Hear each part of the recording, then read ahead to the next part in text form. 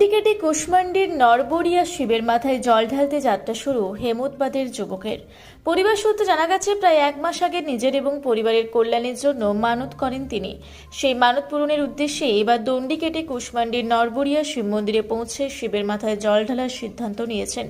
প্রচণ্ড রোদ, বৃষ্টি, কষ্ট সবকিছু উপেক্ষা করেই নিজের প্রতীক্ষায় অবিচল। হেমতাবাদ ব্লকের ঝাড়াপুর গ্রাম থেকে কুশমান্ডি নরবরিয়া মন্দির পর্যন্ত প্রায় 50 কিলোমিটার পথ। অনুমান এই যাত্রায় তার 4 থেকে 5 দিন সময় লাগবে। এই ধরনের যাত্রা হিন্দু ধর্মে ভক্তির অন্যতম প্রতীক হিসেবে বিবেচিত হয়। একাগ্রতা, আত্মনিবেদন এবং শিব ভক্তির এমন নিদর্শন ঘিরে এলাকায় তৈরি হয়েছে এক আবেগঘন পরিবেশ। প্রতিবেশীরাও বিপ্লব বর্মনের ও সংকল্পকে কর্নিশ জানাচ্ছেন। বিপ্লবের পরিবারও গর্বিত তার এই মানতের যাত্রা নিয়ে। পরিবারের সদস্যরা জানিয়েছেন, ইচ্ছা ও মানতের প্রতি শ্রদ্ধা রেখেই তারা তার পাশে রয়েছেন। সকলেই প্রার্থনা করছেন যাতে সুস্থভাবে সাফল্যের সঙ্গে সে তার যাত্রা সম্পূর্ণ করে শিবের মাথায় জল কোথা থেকে কোথায় আছেন? আমার বাড়ি হচ্ছে যাতাপুরে, আর আমি নরবরিয়া আছি। আচ্ছা, আপনি কিভাবে যাচ্ছেন নরবরিয়াতে? দণ্ডি কেটে কেটে। মানে কতদিনের এই স্বপ্ন? স্বপ্ন এটা বলতে গেলে দীর্ঘদিনের স্বপ্ন ছিল যে বাবার কাছে দণ্ডি কেটে কেটে যাবো, সেই স্বপ্নটা আজ পূরণ হচ্ছে। মানে তোমার এই দণ্ডিকে থেকে যাওয়া যে নরবরিয়া আনুমানিক প্রায় তোমার বাড়ি থেকে যেটা শোনা যাচ্ছে যে 50 কিলোমিটার রাস্তা অতিক্রম করতে হচ্ছে তোমাকে। আর সেই যে তুমি যে এইভাবে যাচ্ছ, মানে কতটা সমস্যা পড়তে হচ্ছে এবং কতটা সহযোগিতা হচ্ছে সাধারণ মানুষের কাছ থেকে?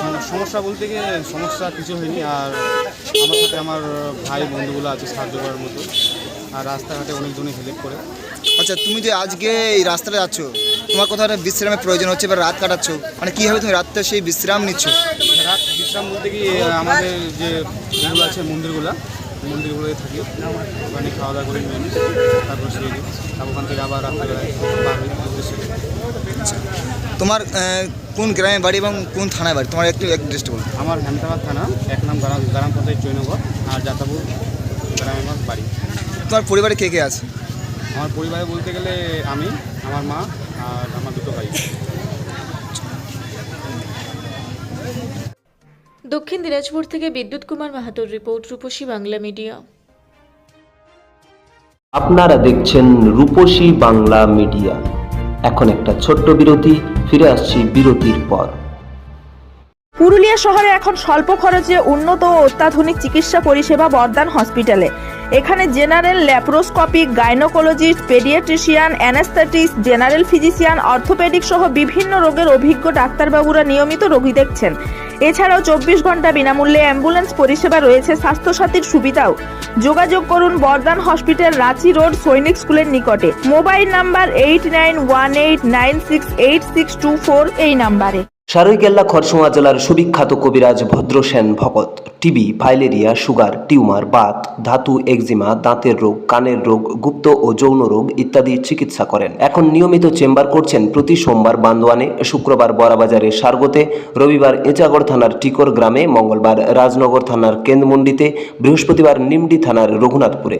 বিস্তারিত জানতে যোগাযোগ করুন 7368034266 এই নাম্বারে। ফিরে এলাম বিরতির পর। আপনারা দেখছেন রূপসী বাংলা মিডিয়া।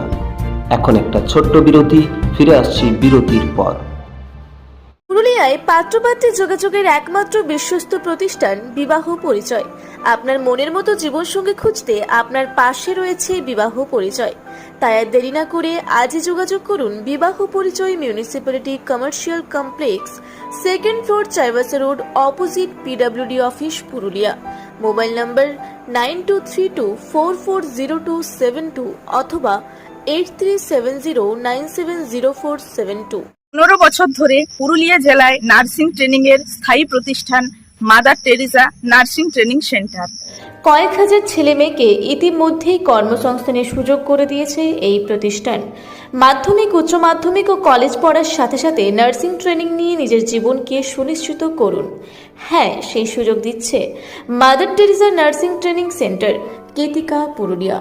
Mobile number 9932216133। ফিরে এলাম বিরতির পর। আপনারা দেখছেন রূপসী বাংলা মিডিয়া।